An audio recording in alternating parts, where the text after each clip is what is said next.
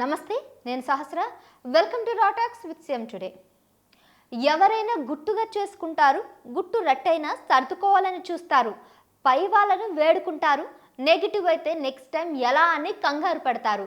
కానీ ఈ ఎమ్మెల్యే రూటే సపరేటు. నేనింతే, నా దందా ఇంతే, నెక్స్ట్ టైం సంగతి నాకు లెక్కలేదు, ఐ డోంట్ కేర్, హైకమాండ్ అని అంటున్నారు. వసూలకు పెద్ద వ్యవస్థ ఏర్పాటు చేసుకున్నారు ఈ సారు. అదే పని మీద ఉన్నట్టున్నారు అని జనం తిట్టుకున్న బిజినెస్ సర్కిల్స్ చీకొడుతున్నా సరే కలెక్షన్స్ సేమ్ మాత్రం తగ్గించేది లేదని, తాను అసలు తగ్గేదే లేదని ఘీంకరించుకొస్తున్నారు. హైకమాండ్ ఏం చేయలేక నూరు మూసుకుంది. ఇక అయితే గీతే జనమే కౌంటర్ ఇవ్వాలేమో. ఇవన్నీ లోకల్స్ చెప్పుకుంటున్న మాటలు. మరి ఆ డీటెయిల్స్ ఇవాళ రాటాక్స్ లో చూద్దాం.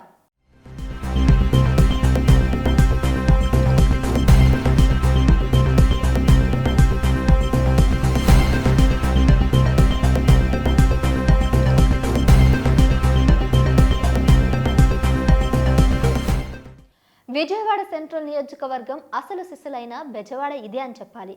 హార్డ్ కోర్ పీపుల్ ఉండే ఏరియా ఇది. ఇలాంటి ఏరియాను ప్రస్తుతం ఎమ్మెల్యే బోండా ఉమామహేశ్వరరావు ఏలుతున్నారు.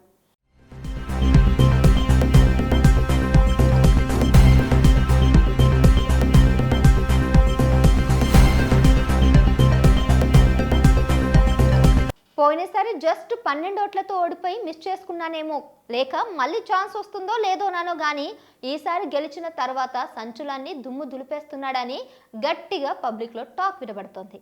ఏరియాల వారీగా ఇన్ఛార్జీలు, మళ్ళీ వాళ్లకు అసిస్టెంట్లు, ఇలా ఒక కంపెనీ లెవెల్లో స్టాఫ్ని పెట్టి కలెక్షన్స్ ఏమాత్రం తేడా లేకుండా చూస్తున్నాడని చెప్పుకుంటున్నారు జనాలు.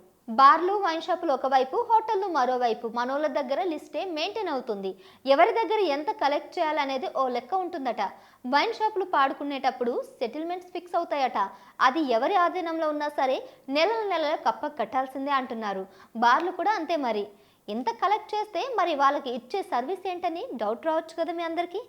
అసలు బాస్ ముందు పోలీసులని కంట్రోల్ చేసుకుంటాడని అంటున్నారు మరి జనాలు. తాను అనుకున్న సిఐలను పోస్టింగ్ చేయించుకుని మరి అన్ని పిఎస్లు తన మాట వినే విధంగా చూసుకుంటారట. ఎక్కడ ఎవరి మీదకు పోలీసులు వచ్చినా వెంటనే ఎమ్మెల్యే గారికి ఫోన్ వెళ్ళిపోతుంది. బాధ్యత కలిగిన ప్రజా ప్రతినిధిగా వెంటనే జోక్యం చేసుకొని చెక్ చేసేస్తాడు. సో ఎవరికి పోలీసులు భయం లేదు, ఒక్క ఎమ్మెల్యే భయం తప్ప అని అక్కడ జనాలు మాట్లాడుకుంటున్నారు. ఇక విజయవాడ మున్సిపల్ కార్పొరేషన్ సంగతి చూద్దాం. ఎవరు బిల్డింగ్ కట్టాలన్నా, ఎవరు అపార్ట్మెంట్ కట్టాలన్నా కార్పొరేషన్ ఫీజు సంగతేమో కానీ ఇక్కడ ఫీజు ఖచ్చితంగా కట్టాలి. లేదంటే కంపెనీ వాళ్ళు వచ్చేస్తారట. ఆ తర్వాత విఎంసి వాళ్ళు వస్తారట. అన్నీ కుదిరితే మాత్రం ఎన్ని ఫ్లోర్లు కట్టుకున్నా, ఎలా కట్టుకున్నా అడిగేవాడే దిక్కులేడు. ఫీజు ఇక్కడ కడితే చాలు, అన్నీ అయిపోతాయట. అలా కార్పొరేషన్ వ్యవహారం మొత్తం ఈయన నియోజకవర్గంలో ఉంటుంది.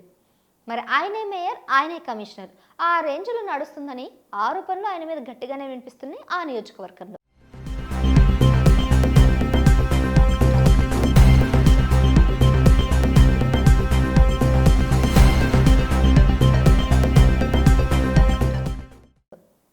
ఇక బిజినెస్ సర్కిల్స్ అయితే సరే ఎవరైనా సరే కంట్లో పడకుండా ఉండరు, పడ్డాక చదివించుకోకుండా ఉండలేరు.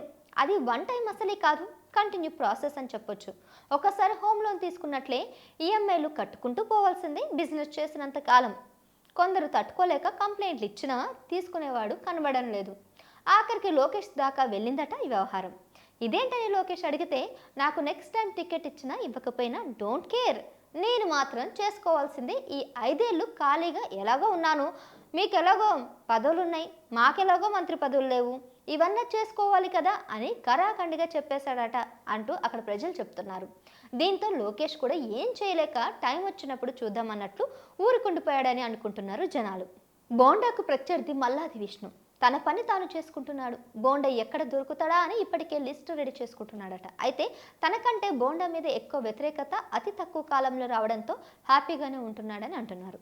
వైసీపీ సంగతి ఎలా ఉన్నా తాను మాత్రం నెక్స్ట్ టైం గెలిచేయొచ్చని, మళ్ళీ జగన్ వాళ్ళకి వీళ్ళకి టికెట్ అనకుండా ఉంటే చాలని అనుకుంటున్నాడట. ఒకవేళ టికెట్ ఇవ్వకపోతే ప్రత్యామ్నాయ మార్గాలు కూడా ఇప్పటి నుంచి సెట్ చేసుకుంటున్నారట. మొన్న పోటీ చేసిన వెల్లంపల్లి శ్రీనివాస్ అయితే అసలు ఇటువైపు చూడడం లేదు. తన ఒరిజినల్ నియోజకవర్గమైన వెస్ట్లోనే ఫోకస్ పెట్టి వెయిట్ చేస్తున్నాడట. దీంతో మల్లాది విష్ణుకు ఎలాంటి డిస్టర్బెన్స్ లేదట. ఇక్కడ 2 సార్లు పోటీ చేసిన సీఎం నేత బాపురావు ఎప్పటిలాగే బిజీగా కార్యక్రమాలతో తిరిగేస్తున్నాడు. కానీ ఎప్పటిలాగే ఆ ప్రజాసేవను కన్సిడరేషన్ చేసుకునే సీన్ మాత్రం కనబడడం లేదు. 2019లో కాస్త పోటీ ఇచ్చినా 2024లో అది కూడా లేదు. అయినా సరే తన ప్రయత్నం తాను చేసుకుంటున్నాడట. మరోవైపు బీజేపీ కూడా సైలెంట్గా వర్క్ చేస్తుంది. వైసీపీ వీక్ అయితే బీజేపీ తరపున ఇక్కడ పోటీ చేసేది మల్లాది విష్ణు అనే టాక్ కూడా ఉంది. మరి సొంత బలం పెంచుకునే దానికన్నా రాజకీయ పరిణామాలు ఈక్వేషన్లతోనే నెట్టుకు రావాలని బీజేపీ ప్రయత్నిస్తోంది. ఇక అసలైతే ఇక్కడ ఉండాల్సింది బంగవీటి రాధాకృష్ణ.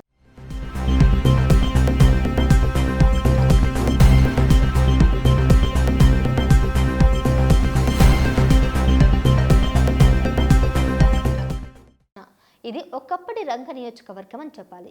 తర్వాత ఆయన భార్య రత్నకుమారి 2 సార్లు గెలిచారు. రాధాకృష్ణ కాంగ్రెస్ తరఫున ఒకసారి గెలిచారు. ప్రజారాజ్యంలోకి వెళ్ళి ఓడిపోయారు. తర్వాత వైసీపీలోకి వెళ్ళి క్లాషెస్ రావడంతో మళ్ళీ టీడీపీలోకి వచ్చారు. జనసేన వైసీపీలోకి మళ్ళీ వెళ్ళే చర్చలు జరిగినా టీడీపీలోనే ఉండిపోయారు.